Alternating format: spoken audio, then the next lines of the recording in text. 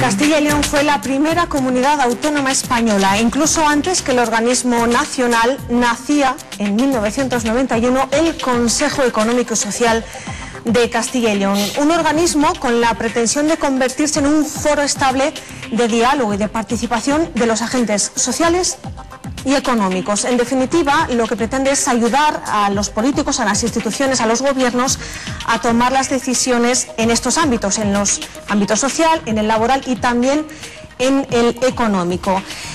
Bienvenidos a La Quinta Esquina. Ya saben que este programa lo hacemos desde la 8 de Valladolid con El Mundo y con El Radio. Por eso saludamos ya en la mesa. Están con nosotros Felipe Ramos, subdirector de Castilla y León El Mundo. Bienvenido. Gracias. Y Rubén Negro desde Radio Castilla y León. Muy buenas. Muy bienvenido y muchísimas gracias por estar aquí. El Consejo Económico y Social es un organismo, el único que sin ser consejería o sede de presidencia de las Cortes está asentado en la provincia de Valladolid. Es el edificio que ustedes reconocerán en la avenida de Salamanca, enfrente justo además de las Cortes Regionales. Pues bien, desde ahí hace un año, poco más de una semana, un año y una semana, está dirigiendo Germán Barrios, que es el invitado de La Quinta Esquina de esta noche. Muy bienvenido. Buenas noches a todos. Señor Barrios, gracias por estar aquí. Muchas gracias. Bueno, pues decimos que un año porque fue el día 6 de junio de 2013, si no nos equivocamos, el día 6 de junio. Cuando usted abordó toda la presidencia del CES. ¿Qué balance puede hacer? ¿Qué destacaría de este año en curso? Bueno, el balance, lo primero, la valoración es positiva, ¿no? Yo creo que hemos tenido un trabajo muy intenso durante este año, pero a la vez gratificante. Yo puedo decirles que hoy en día tengo el mismo ánimo, la misma ilusión y la misma dedicación que empecé en ese 6 de junio, como bien has dicho, Alma, pero lo importante del CES son sus informes, sus dictámenes, ¿no? Yo creo que los informes y dictámenes que dicta el CES son útiles. Si son útiles porque lo que tratan es de asesorar al gobierno en todos los decretos, en todos los proyectos normativos, en todos los decretos y todos los anteproyectos de ley, o sea, todos los proyectos normativos, como le decía, para intentar enriquecer los textos normativos con un fin, que no es otro que el de mejorar la acción de gobierno de los castellanos y leoneses, ¿no? Mejorar su calidad de vida. ¿Y fluye verdaderamente ese diálogo? Porque, claro, tiene casi que mediar, ¿no?, entre lo institucional y organismos, sindicatos, ciudadanos. En el Consejo Económico y Social hay distintas organizaciones, es un órgano plural, es un órgano deliberante, donde hay mucha discusión, pero donde se prima el consenso y el acuerdo. En el Consejo Económico y Social están participando como consejeros organizaciones como Comisiones Obreras, como UGT, como CECALE, pero también las organizaciones profesionales agrarias, las cooperativas, las sociedades anónimas laborales o los consumidores. Y ahora, con el nuevo reglamento que hemos aprobado hace escasos meses, participarán las personas más desfavorecidas a través de nuestro grupo de enlace. En el grupo de enlace van a estar representadas la infancia, las personas mayores, las personas con discapacidad, las minorías, las personas que están en riesgo de exclusión social, pero también el sector de la sanidad, el sector de la educación y el sector de los servicios sociales, los sectores que compaginan de una manera en Castilla y León ese afianzamiento del estado de bienestar social que nos hemos dado en los últimos años. Queremos conocer mucho más en profundidad el trabajo del Consejo Económico y Social. Señores, enseguida con El Mundo y con El Radio, no se muevan. Publicidad. Hasta ahora.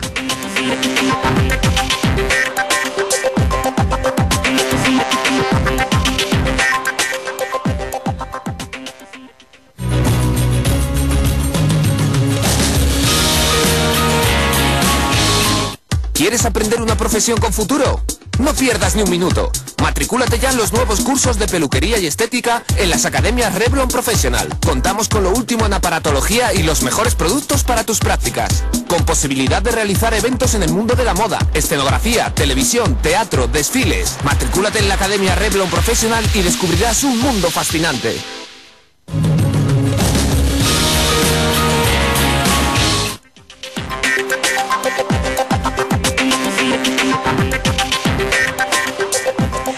Germán Barrios es un abulense que ha desarrollado 30 años de su carrera aquí en Valladolid. De hecho, desde hace muy poco más de un año preside el Consejo Económico y Social de Castilla y León y de cuestiones como, por ejemplo, los informes que se hacen de los años anteriores. Queremos hablar esta noche, señor Barrios, porque en estos días se están presentando algunos análisis de los informes del mercado laboral y del mercado económico de toda Castilla y León a lo largo de 2013. Es un trabajo que lleva, me imagino, muchos meses. ¿En qué punto estaríamos ahora mismo a mitad de 2014? Sí, nosotros el informe más importante que hacemos es el informe anual que evalúa toda la situación económica de Castilla y León, la situación laboral y la situación social. Es la radiografía más importante de la situación, como he dicho, económico, laboral y social de Castilla y León. Estamos elaborando el informe del año 2013, presentamos ya a finales de junio del año pasado el informe del año 2012. El año 2012, como ustedes saben, fue un año malo para la economía española y para la economía de Castilla y León. Fue un año de fuerte recesión. Habíamos pasado de un año 2011 en el que parecía que salíamos de la recesión y de repente caímos en una recesión, en una segunda recesión, una recesión más grave. Los datos macroeconómicos eran bastante malos y durante el primer semestre del año 2013 los datos han seguido siendo malos. Hemos visto que en el último periodo del año 2013, en el último trimestre, los datos macroeconómicos mejoraban y podíamos decir que estábamos saliendo de la recesión, pero de ahí a hablar de recuperación económica hay mucho camino. La recuperación económica, podremos hablar en Castilla de recuperación económica por los datos que estamos analizando del año 2013 y por las fichas de actualidad en las que vamos viendo lo que está pasando en el año 2014, hasta que esto no lo vea la ciudadanía, no lo vean las personas, estos datos macroeconómicos no bajen a la microeconomía, va a ser difícil que hablemos de recuperación económica. Evidentemente, por los datos que analizábamos, y ya digo, en el informe del año 2013, que presentaremos a final del mes de junio, pero por las fichas de actualidad, que hacemos un seguimiento de cómo evolucionan los datos macroeconómicos a lo largo de todo el año 2014, hacemos también un boletín de coyuntura económica que va viendo mes a mes cómo avanza la economía, vemos que las hipotecas están mejorando, vemos que el transporte por mercancías mejora en Castilla y León, vemos que el índice de precios industriales ha mejorado considerablemente, pero las exportaciones han mejorado mucho en Castilla y León. Somos la comunidad que más exporta, con un 12,5% frente a ese 3,5% de exportaciones a nivel nacional. Pero todos estos datos macroeconómicos, que son buenos y indican que vamos en el sentido positivo, no se están trasladando a la ciudadanía, no se están trasladando a los ciudadanos de Castilla y León. Entonces no podemos hablar de recuperación económica hasta que no empecemos a crear empleo. Y hay varios factores que nos van a decir que empezamos a crecer económicamente, y es que haya más empleo, que haya más afiliados, que haya más contrataciones, que haya más cotizantes y que haya más contribuyentes. Todos estos datos indicarán que estamos saliendo de ese bache en el que hemos estado durante estos 6 años, que, como digo, podemos certificar que hemos salido de la recesión, pero no podemos certificar que estamos en una recuperación económica. En todo caso, hay unos datos de recuperación moderadamente económica que no están llegando a los ciudadanos. Todavía hay gente en esta comunidad, igual que en el resto de España, que pasa hambre, que pasa frío y que no tiene trabajo, y lo peor de todo, que no tiene expectativas de encontrar un trabajo. En ese momento quedaría, según teniendo en cuenta lo que nos está contando usted, los datos conocidos hace una semana del paro, aunque había bajado, pues no serán tampoco por buenos, ¿no?, por la radiografía que está haciendo usted. Yo los datos de mayo tengo que decir que son buenos, ojalá se repitan 6 meses más.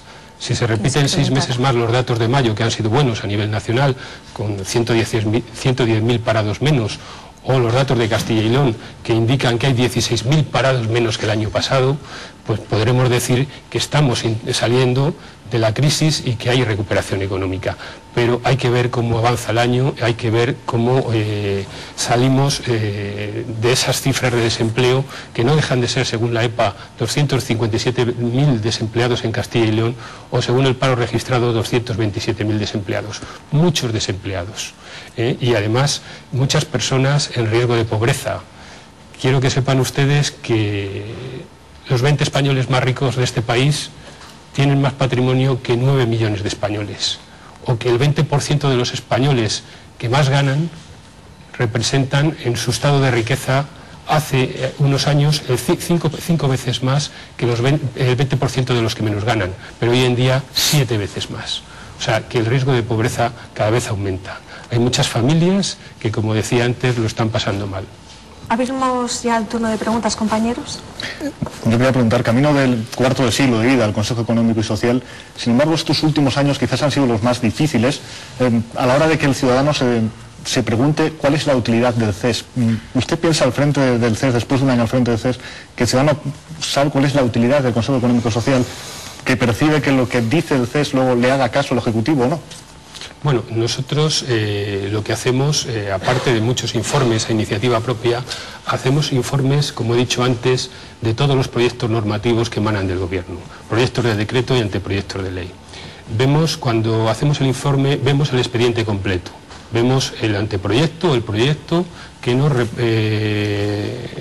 nos facilita un órgano, una consejería, un departamento, un órgano del Gobierno. Pero lo vemos con todas las alegaciones que han presentado los particulares, con los informes de las distintas consejerías, el expediente es completo. Y en base a eso hacemos una serie de propuestas y recomendaciones, sacamos unas conclusiones y elaboramos una serie de propuestas y recomendaciones en las que intentamos sumar voluntades entre todos los miembros del Consejo, aunque, como he dicho antes, y como ustedes saben, sumamos voluntades desde posiciones diversas y posiciones muchas veces muy diversas, pero primamos ante todo el consenso, ¿no? Hay organizaciones que se dejan pelos en la gatera por buscar la unanimidad o por buscar el consenso. Si somos capaces de hacer informes que sean objetivos, que tengan rigor técnico, que se dictan desde la independencia, que lo que tratan es de asesorar al Gobierno y que se hacen con lealtad institucional, eso es válido para los ciudadanos de Castilla y León, porque esos informes que tienen esa objetividad y ese rigor técnico, lo que están intentando es enriquecer los textos normativos de la Comunidad Autónoma de Castilla y León y mejorar la acción de gobierno de nuestra comunidad, o sea, mejorar la calidad de vida de los ciudadanos que viven en nuestra comunidad. Sí, pero bueno, si eso está muy bien, y eso, digamos que como formulario de entrada es una base de punto de partida muy buena, pero yo le pregunto, ¿cuántas veces de todas esas recomendaciones que hace el Consejo Económico y Social son aceptadas o tenidas en cuenta en cualquier proyecto de ley por la Junta? Y le pregunto más, ¿no existe duplicidad en los informes que elaboran ustedes en el Consejo Económico y Social de esos decretos o leyes o proyectos de leyes con los que elabora también el Consejo Consultivo, que también elabora informes de esas leyes y de esos decretos leyes? Bueno, efectivamente. Primero, duplicidad no hay, porque nuestro informe es sobre la idoneidad, la oportunidad o la necesidad de un informe, es sobre contenidos, mientras que el Consejo Consultivo su informe es sobre la legalidad. No entra si una cosa es oportuna y no hace propuestas y recomendaciones, dice si es legal o no es legal. Nosotros decimos, para los ciudadanos de Castilla y León, esto es mejor. Esta es nuestra propuesta, esta es nuestra recomendación, y hacemos un análisis del derecho comparado europeo y del derecho de todas las comunidades autónomas. Y vemos, pues bueno, casos como la ley agraria o la ley de industria, donde había un vacío legal en esta comunidad autónoma, y creemos que es importante hacer esas leyes porque esta comunidad autónoma tiene parte de su PIB focalizado en la industria agroalimentaria o en la automoción. Y sabemos que si intentamos fomentar la industria, estaremos creando un sector de empleo de bastante más calidad y más potente. Como nos decía el informe de FUNCAS, las comunidades autónomas que están más industrializadas son las comunidades autónomas que menos están sufriendo la crisis, como son País Vasco, Navarra o la Comunidad de Madrid. La industria representa el 17% de nuestro PIB. La Estrategia 2020 nos dice que tenemos que llegar al 20%, ¿no? Entonces nosotros le proponemos a la Consejería de Economía y Empleo una serie de cosas, que el proyecto de la Ley de Industria tiene que focalizar su atención sobre la financiación, sobre la internacionalización o sobre la innovación, que debe apostar por nuevos modelos de negocio, que debe apostar por la cohesión territorial y la cohesión social, porque está muy bien hablar de reindustrialización, pero todavía hay zonas en Castilla y León donde no hay ni siquiera industrialización, ¿no? Entonces tenemos que apostar por unos objetivos claros en esa ley de industria, y yo creo que es una herramienta útil junto al tercer acuerdo de competitividad. Yo creo que los informes del CES son informes que valen, que están hechos con la participación de la sociedad civil organizada, con la participación de los ciudadanos, y como decía un profesor, el profesor Robinson de la Universidad de Harvard, que ha sido candidato a premio Nobel, Cuando las comunidades o las sociedades hacen participar a los ciudadanos, crean sociedades donde se participa en la acción de gobierno, progresan adecuadamente, progresan bastante más. Las sociedades que más progresan económicamente son las sociedades que son justas, que hacen participar a sus ciudadanos, que tienen división de poderes, que tienen Estado de Derecho, que tratan con justicia a sus ciudadanos y que les hacen participar. Una participación que sirva para algo, no que sea simplemente un informe que quede ahí, que yo no digo que no esté bien, que estará muy bien, pero que realmente después se tenga o no se tenga en cuenta. Y la mayor parte de las veces el Ejecutivo tiene su propio criterio y no lo tiene en cuenta. Evidentemente, lo importante es que los informes tengan rigor técnico y valgan para algo, sean útiles. Entonces, hacemos unas actas de seguimiento de los informes que nosotros hemos hecho. Una vez que un proyecto de decreto se convierte en decreto o un anteproyecto de ley se convierte en ley, nosotros hacemos un seguimiento del proyecto definitivo, de nuestro informe y de cuál ha sido el grado de aceptación. Y le puedo decir que el grado de aceptación es muy alto en Castilla y León. Es muy alto porque los informes dicen cosas coherentes, dicen cosas que mejoran la forma de vivir en Castilla y León. Y leyes como la Ley de Igualdad de Oportunidades para las Personas con Discapacidad, en leyes como la Ley de Inmigrantes, en decretos como el de la Comisión Consultiva de Convenios Colectivos o en la Ley Agraria, que son de los últimos informes que hemos visto, hemos tenido un grado de aceptación altísimo. Yo le diría altísimo por parte del Ejecutivo. El Ejecutivo valora mucho los informes del CES porque tiene una doble influencia. Una influencia directa, el informe del CES se dicta antes de que se apruebe, por ejemplo, un decreto por la Junta de Consejeros. Y nosotros vemos qué opinan el resto de las consejerías. Y cuando hay una cosa coherente, la apoyamos. Y además la apoyamos con razones, con razonamientos. Nos basamos en qué está pasando en otros países, qué está pasando en el resto de las comunidades autónomas, si es coherente o no es coherente esa medida y la apoyamos. Cuando ese decreto vaya a Junta de Consejeros, el consejero de otro ramo verá que nosotros participamos de su idea y por tanto le dirá al consejero que responde del decreto, oye, esto es coherente, ¿por qué no se ha aceptado? ¿No? O sea que la influencia es mucha, pero también pasará por la comisión de secretarios, donde el resto de los secretarios le dirán, oye, el informe del CES dice esto, ¿por qué no se ha acogido en el proyecto de decreto? Pero cuando hablamos de anteproyectos de ley, la influencia además es doble, es indirecta. El informe del CES, cuando se tramita un anteproyecto de ley ante las Cortes Generales, tiene que darse a los grupos parlamentarios. Y los grupos parlamentarios de la oposición y del grupo que sostiene al gobierno es uno de los instrumentos básicos de estudio y muchas de sus enmiendas se basan en el informe del CES. O sea que cuando hay cosas que no han sido aceptadas en el proyecto de decreto, además los grupos parlamentarios hacen hincapié. O sea que hay una doble función, un efecto directo y un efecto indirecto. Por eso yo puedo decir que muchas de las propuestas y recomendaciones han sido recogidas. Si miráramos el informe anual del año 2012, que cerramos en junio del año pasado, había propuestas importantes en el informe anual. Había propuestas como crear una red integrada para defender a las familias, a las personas más vulnerables. Pues esto lo vimos en el debate del Estado de la Región, que lo apoyaba el presidente de la comunidad autónoma, y vimos que a los pocos días era una realidad en Castilla y León. También se había pedido en el diálogo social, pero se había pedido en el diálogo social y en el Consejo Económico y Social. Pedimos también más supuestos que en el tema de la renta garantizada de ciudadanía se abarcaran más supuestos y más presupuesto.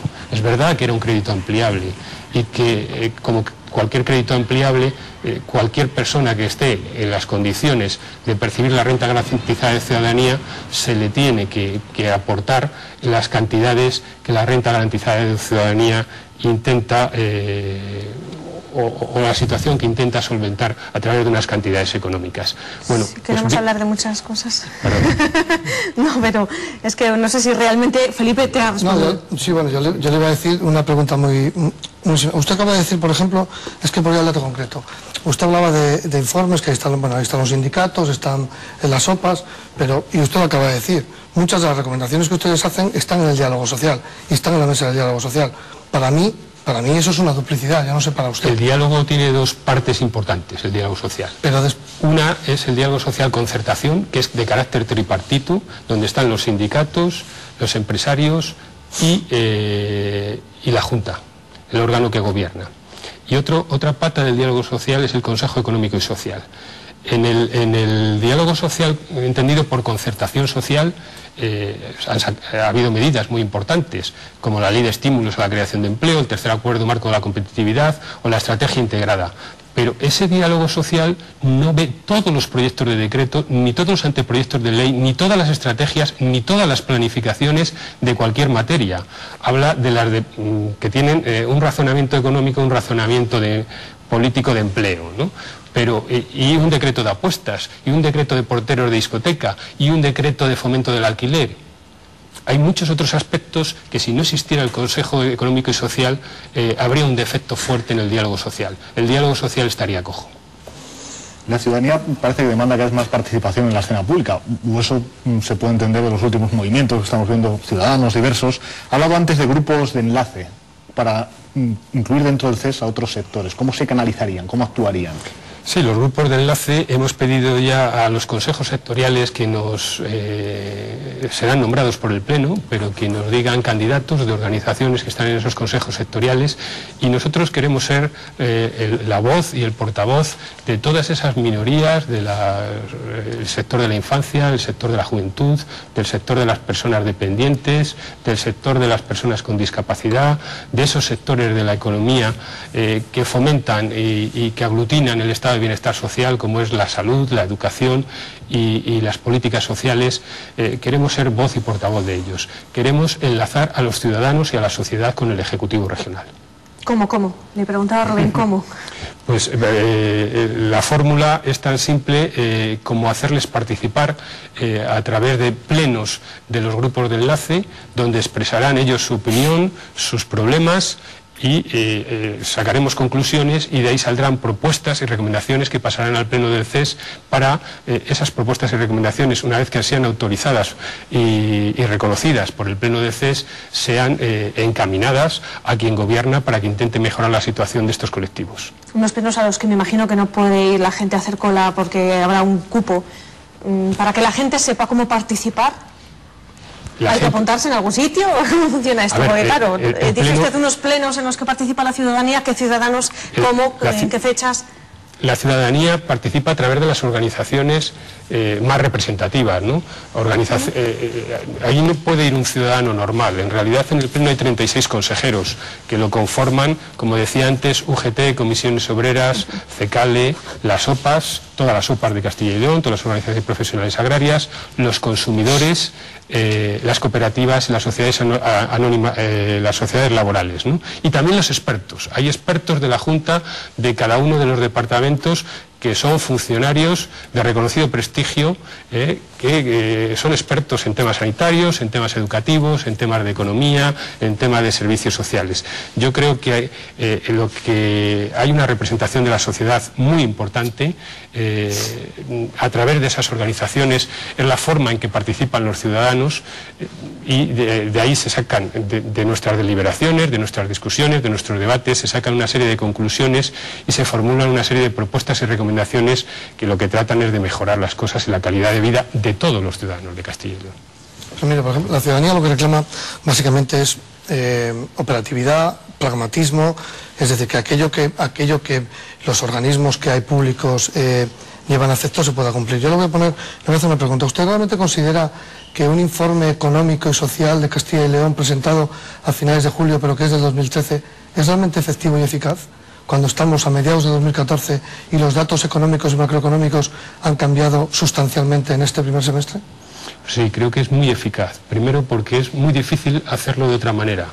O sea, nosotros tenemos múltiples epígrafes. Dese cuenta que el análisis de la situación económica, laboral y social de Castilla y León tiene multitud de estadísticas.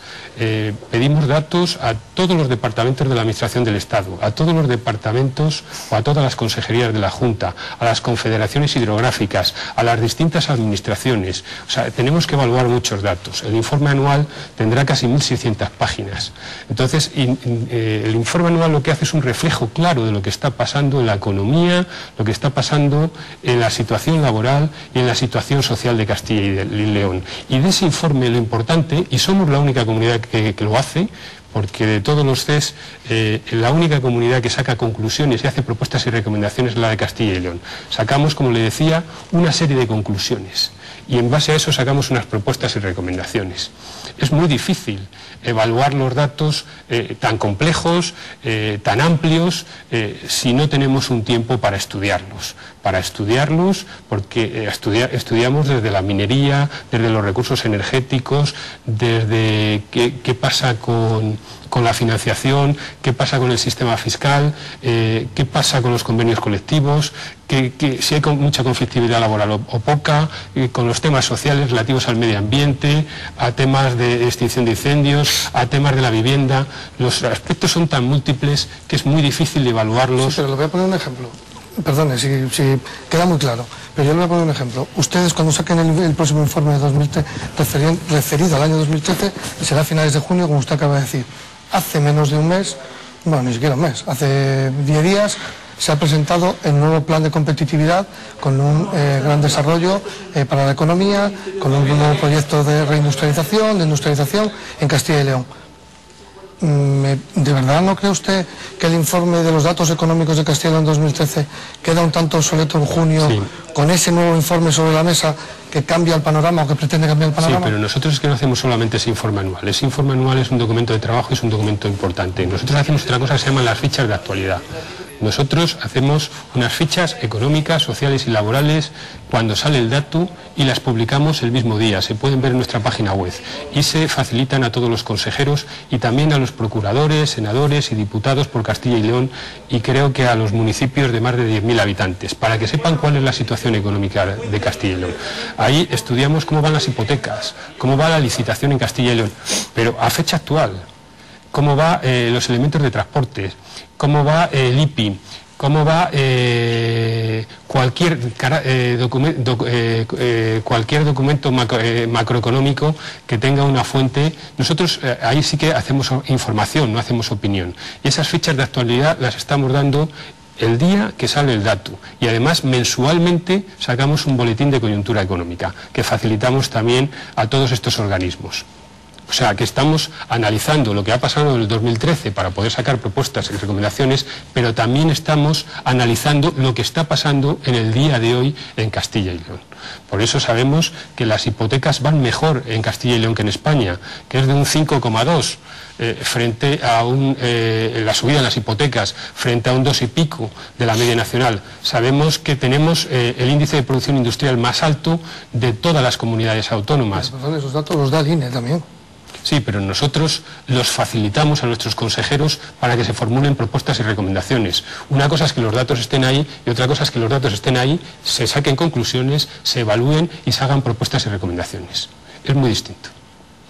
¿Cuáles serían las apuestas o las recomendaciones, hablando de un caso práctico para los ciudadanos de Valladolid, en torno a preferentes? Vemos muchos clubes a las puertas de entidades bancarias, a muchos ciudadanos de Valladolid que han visto cómo sus ahorros se esfumaban. El tema de los preferentes ha sido de los temas más debatidos en el Consejo Económico y Social y que más nos han preocupado. Nosotros creemos que en el tema de las preferentes y subordinadas, muchas personas mayores y algunos con baja capacidad económica que tenían pequeños ahorros han sido engañados, ¿no? Pero han sido engañados por las entidades privadas. Pero le hemos pedido al Gobierno que en el tema de las preferentes apueste por defender y por apoyar a todas esas personas que han sido engañadas por las entidades bancarias. Sabemos que es un problema de las entidades bancarias, de entidades privadas y no del Gobierno, pero también les decimos a todos esos preferentistas que evalúen con cuidado su situación y que tomen la decisión de una manera independiente.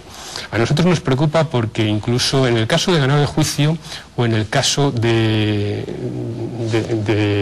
ganar en la intermediación que se ha hecho a través de las entidades bancarias y del FROB, en el caso de un preferentista, por ejemplo, voy a poner un ejemplo porque es más fácil entenderse, que depositó 12.000 euros en preferentes, que le prometieron un interés del 7%, está recuperando 6.000 euros en efectivo, de los cuales además le están reteniendo casi 1.500 euros. Y de esa retención, además, muchos de ellos no tienen que presentar declaración de la renta y habrá sus problemas. Y queremos que se informe a toda esta gente. Pero luego están recuperando en acciones, por ejemplo, de Unicaja o de Bankia, 3.000 euros. Y los otros 3.000 euros son los intereses que han cobrado. Estado. Entonces, esa gente que ha prestado su dinero a tipo cero, ¿quién ha salido beneficiado de esto? Las entidades bancarias. Por eso pedimos vehementemente desde el CES, y así lo hicimos a saber en nuestro informe, que se defienda a los preferentistas y a la gente que tenía subordinadas, porque creemos que ha sido uno de los temas más gravosos en los últimos años. Me ha parecido entenderle que cree usted que les están engañando por segunda vez. ¿Que cree usted que les están engañando por segunda vez a los preferentistas? No. No he dicho que les han engañado una vez, les han engañado manifiestamente, porque les han dicho que eran depósitos solventes, que se podían vender y que daban un buen interés, y ahora ese interés ni siquiera existe. O sea, les han engañado otra vez, por así decirlo. Primero firmaban unos preferentes que no eran tal, y ahora firmando un acuerdo en el que pierden los intereses. Lo saben cuando van a la intermediación. Y lo saben también cuando se presentan al juicio. El engaño ha sido uno y único. Primero, animarles a unos depósitos que se prometieron unos intereses que no han tenido consecución, porque se están retrayendo ahora. Y lo segundo, engañarles y decirles que las preferentes y las subordinadas las podían endosar en el mercado. O sea, que se las podían vender a otras personas, como no ha sido así. ¿Y usted cree que, por ejemplo, en una materia tan sensible como esta, económicamente hablando, y que se ha visto, y usted lo acaba de decir, y es verdad, que ha sido un engaño, organismos como el Consejo Económico y Social no podrían haber hecho algo más, o haber emitido algún informe de alerta, o haber alertado al gobierno, o a la Junta en este caso, o a los organismos económicos, ojo, que aquí se está produciendo un engaño masivo? Nosotros alertamos y hicimos propuestas y recomendaciones ya en el informe del año 2012, pero nosotros no gobernamos. Nosotros decimos al gobierno qué es lo que debe hacer, pero no gobernamos. Volvemos al principio. Porque si nosotros gobernáramos, evidentemente, nosotros asesoramos al gobierno, y nuestros informes son preceptivos, pero no son vinculantes, porque si fueran vinculantes y gobernáramos nosotros, lo que estaría pasando es que los que decidimos somos nosotros. Pero hay que llegar, ¿no sería mejor que fueran vinculantes? Que obligaran al gobierno, no puede ser, obligaran al gobierno a aplicar cierta materia, si no tiene un sentido que exista. Los informes de un órgano asesor nunca deben ser vinculantes, deben ser preceptivos, pero no vinculantes. Porque si fueran vinculantes, el que decide en última instancia es el Consejo Económico y Social. Entonces, no decidiría el gobierno, y al gobierno le han votado en las urnas. Es el representante de los ciudadanos, ¿no? Es el representante, esos parlamentarios, y esos parlamentarios, en función de las mayorías, eligen un gobierno. Nosotros no debemos de gobernar. Ninguna institución, ningún órgano consultivo debe gobernar, debe proponer, debe recomendar, y debe proponer y recomendar con lealtad institucional. No debemos ser una alternativa al gobierno, ni intentar distorsionar el gobierno, sino que lo que debemos hacer es tener una fuerza moral sobre las cosas que tiene que hacer el gobierno. Pero, por supuesto, no tendría razón de ser un consejo que sus decisiones fueran vinculantes, porque estaría gobernando. La última palabra la tendría el consejo y no el gobierno. Sí, es evidente. Y abriendo otro tema, en este caso le quería preguntar por energía. En Castilla y León pues, está sobre la mesa desde Garoña a la minería. Yo le quería preguntar en caso de Valladolid por la energía fotovoltaica, si ahí también ha habido, no sé si se puede decir también la palabra engaño, a productores que han invertido una gran cantidad de dinero y que ahora están viendo pues que se les está volviendo en contra esa inversión. ¿En qué situación ve a la energía en este caso? Bueno, yo, desde el Consejo Económico y Social siempre hemos apoyado en todos nuestros informes y en varios informes de iniciativa propia las energías limpias y las energías renovables. Hemos apostado por ellas. Y nos ha creado desasosiego el Real Decreto Ley del año 2012, en el que los incentivos pues absolutamente se derogaban y se acababa con ellos. Yo creo que cuando se establecen unas reglas de juego, a mitad de la partida no se pueden cambiar las reglas de juego. Eso es un problema. Esto se lo hemos dicho al gobierno, le hemos dicho nuestra preocupación y nos hemos dicho que debemos seguir apostando por las energías limpias, por las energías renovables y sobre todo por los recursos endógenos como la biomasa. Nosotros también en el tema de la minería hemos hecho una defensa a ultranza desde el Consejo Económico y Social. Creemos que todo el tema de la minería del carbón tiene un valor estratégico. Creemos que la minería tiene una alta tecnificación y es el único recurso fósil que tenemos en España y debe potenciarse y valorarse. Y debe integrar el mix energético. Es importante que el Gobierno de Castilla y León solicite al Gobierno de España la inclusión de todo el carbón en el mix energético. Porque, como digo, es una fuente estratégica, es una fuente importante por ser el único recurso fósil que tenemos y además hay una alta tecnificación en la minería. Sí, pero fíjese, hace unos días se hablaba de que iba a haber, bueno, que el gobierno está trabajando en una nueva ley energética que reorganice todo el sistema, y no parece que en esa nueva ley el carbón vaya a estar en ese mix. Quiero decir, yo no sé si desde el Consejo se va a hacer una nueva reclamación o se va a volver a insistir más para bien esas, y sobre todo, cómo conjugar esas dos ideas que ustedes tienen, energía limpia con carbón. A ver, nosotros no podemos influir sobre el gobierno de España, porque por eso No, para eso está el CES de España. Pero Pero nosotros sí podemos influir sobre la comunidad autónoma de Castilla y León. Y nosotros creemos que el gobierno de la comunidad autónoma de Castilla y León debe reivindicar ante el gobierno de España que un recurso endógeno, como es el carbón, figure en el mix energético. Porque yo creo que es muy importante para las comarcas de León y de Palencia que están afectadas por la minería del carbón. Nosotros vemos por los estudios que hacemos en el CES que el carbón y la minería del carbón es tractor de la economía y vertebra el territorio, o sea, tiene un potencial estratégico mucho mayor, ¿no? El carbón es palanca de otros sectores económicos en esas zonas y por lo que hay que potenciarlo, ¿no? Y además, como decía antes, es el único recurso fósil y hay mayor demanda de carbón en el resto del mundo, ¿no? Está aumentando la demanda y hay que protegerlo porque es un recurso endógeno de Castilla y León. Otra cosa distinta es que apoyemos las energías limpias y apoyemos las energías fotovoltaicas. Una cosa no es contradictoria a la otra. A mí me gustaría, usted al principio hizo una afirmación bueno, que coincide mucho con lo que ha dicho el presidente de la Junta en más de una ocasión, que no se puede hablar de recuperación económica mientras exista la cifra de parados que existe, pero usted fue más allá y dijo incluso que esos buenos datos macroeconómicos no llegan a la microeconomía y se quedan solo ahí. Ustedes, como Consejo Económico y Social, ¿qué tipo de recomendaciones le han dado a la Junta de Castilla y León y al Gobierno autonómico para que, digamos, esos datos macroeconómicos que parece claro sí que están yendo en sentido positivo, bajen a las familias y no haya gente que en pleno siglo XXI no tenga ni para comer? Nosotros creemos desde el Consejo Económico y Social que hay que potenciar la inversión y hay que potenciar la actividad económica. Ya, pero es que eso lo cree usted y lo creo yo también. Nosotros no estamos de acuerdo con el austericidio que ha habido en este país durante algunos años. Nosotros creemos que hay que quitar gasto improductivo, pero la inversión productiva tiene que existir. Porque si no hay inversión productiva no aumentamos la demanda interna. Y la demanda interna es el motor principal de la economía. Entonces, creemos que esta crisis, que ha sido una crisis financiera y de deuda soberana, ha tenido unos efectos claros, ¿no?, sobre los temas de financiación. Primero, sobre las familias, porque tenían que devolver sus créditos y entonces ahorraban para devolver sus créditos. Segundo, sobre las empresas, porque tenían que devolver sus créditos y no apoyaban la innovación, la I+D+I, por tanto no mejoraban en competitividad. Y tercero, sobre la propia banca, porque tenía activos malos que los tenía que sanear y entonces no expedían créditos. Lo que ha pasado es que al confluir estos tres factores ha habido una atonía de la demanda interna. O sea, además los gobiernos se han asustado con el déficit y la deuda pública, que son los motores auxiliares de la economía, y han parado el motor principal de la economía, la demanda interna. Hemos solventado parte de la crisis porque ha habido unas exportaciones importantes. Esas exportaciones importantes han hecho que mejoren ciertos datos macroeconómicos.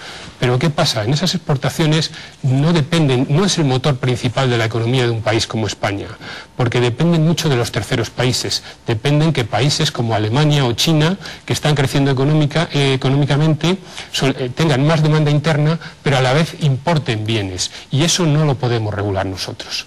Entonces, si nos preocupamos tanto por el déficit y la deuda pública, cuando la deuda pública puede ser de dos tipos, coyuntural o estructural, y aquí estamos midiendo la deuda pública de una manera coyuntural, cuando la deuda pública hay que mirarla de una manera estructural, a lo largo del tiempo y no en el corto plazo. Y no hacemos inversión productiva, Yo no digo, lo que sí que tenemos que quitar es gasto improductivo, ese gasto agregado a la economía. Los gobiernos se asustan y entonces hay una atonía de la demanda interna y los países no crecen económicamente, las variables económicas no mejoran. Y además ha habido un problema de gobernanza de la Unión Europea, no solamente de nuestro país. Yo creo que la Unión Europea no ha cogido a tiempo todo el problema, o no ha sabido dar solución a todo el problema de la política fiscal y monetaria, ¿no? De la unión bancaria y de la armonización fiscal. Teníamos una prima de riesgo que se iba de las manos. Cuando Draghi sopla y luego cuando resopla empezamos a arreglar la prima de riesgo. Ahora parece que se han tomado medidas. Sabemos que el Banco Central Europeo, en la toma de sus medidas, afecta mucho a los gobiernos. Entonces, creemos que hay que mejorar todos los sistemas de gobernanza de la Unión Europea para mejorar todo el tema de financiación, todo el tema de armonización fiscal. Señor Barris, 2 minutos nos quedan, compañeros. 2 últimas preguntas. Mi última pregunta sería: esta mañana el presidente del CES a nivel nacional, esta semana, ha dicho que, ha venido a decir que hay que hablar de las cosas del comer, refiriéndose al debate que hay abierto sobre monarquía y república. Yo le preguntaría, en el caso nuestro, más cercano, ¿cuáles serían los debates estériles que considera que hay en Castilla y León que deberían apartarse para centrarse en lo que importa, estas últimas cosas de las que estamos hablando? Yo cuando dice estas cosas mi homónimo me acuerdo de lo que decía Ortega, que decía argentinos a las cosas. O sea, yo diría españoles o castellanos leoneses a lo nuestro, y lo nuestro es bajar el desempleo. Eso es lo más importante. Él decía las cosas del comer, yo diría las cosas de estar, de tener y de comer. Primero, hay que tener un puesto de trabajo o mantener el que tienes. Segundo, hay que estar, hay que tener una vivienda digna, o hay que intentar mantenerla, porque hay muchos problemas de desahucio. Y por último, lo más importante es comer, que las familias puedan llevar sus bienes básicos a su casa y a su familia y que no pasen frío, porque también hay mucha pobreza energética. Yo, por terminar, ir a lo nuestro, a Castilla y León, ir al CES. Entonces, queda claro que usted no cree que estos tipos de organismos consultivos, como el consultivo, el procurador del común, ustedes mismos, y no digo que sea su caso, nos han convertido en una especie de, y permítame la expresión, cementerio de elefantes, donde los políticos colocan a aquellos políticos que no tienen otra salida en la política más que estar ahí. Yo no lo creo. Yo, por mi edad, además, ni soy elefante, ni creo que esté en el cementerio. He dicho que no estoy diciendo que sea su caso, digo los organismos en sí, no estoy personalizando. No lo creo. Mire, yo creo que las instituciones propias de la comunidad autónoma, que además tienen carácter estatutario en Castilla y León, y yo creo que ha sido un ejercicio responsable y coherente por parte de la Junta de Castilla y León, son útiles, son necesarias y son imprescindibles. Y le voy a decir, en el caso concreto de mi institución, por qué es útil. Mi institución es útil porque hace informes útiles y porque esos informes enriquecen los textos normativos y mejoran la calidad de vida de los ciudadanos de Castilla y León. Es necesaria porque es la única institución que ejerce la democracia participativa, que canaliza las opiniones, las propuestas y las recomendaciones de los ciudadanos y de la sociedad civil. Y en una sociedad democrática avanzada podríamos hablar que además es imprescindible porque es el único órgano que de una forma permanente canaliza las propuestas de la sociedad. ¿Usted cree que los ciudadanos saben todo lo que hacen? ¿Usted, si vamos a la calle y le preguntamos a los ciudadanos qué es el Consejo Económico y Social, sabe lo que es?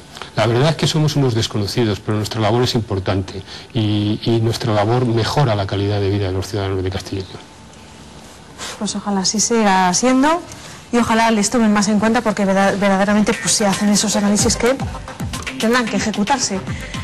A ver qué pasa a finales de este mes con esos informes que están haciendo relativos al año 2013. Muchísimas gracias por haber estado con nosotros, Germán Barrios, nuestro presidente del Consejo Económico y Social, después de su primer año ya ejerciendo. Que sean muchos más y con mucho éxito. Gracias. Muchas gracias. Muy bienvenido. Ya saben que la Quinta Esquina va a volver la próxima semana. Será la última Quinta Esquina de esta temporada y no se olviden de que pueden leer extractos de esta entrevista mañana en El Mundo y poder escucharla también a través del 102.8 de la FM, que es Radio, mañana desde las 12:15. Por eso damos las gracias a Felipe Ramos, su director de Diario de Castilla y León El Mundo. Buenas noches, muchas gracias. Gracias por haber estado aquí. Rubén Negro, Informativos Radio Castilla y León. Muchas gracias. Gracias a ustedes por estar ahí. Nos vemos, como decimos, en 7 días. Adiós.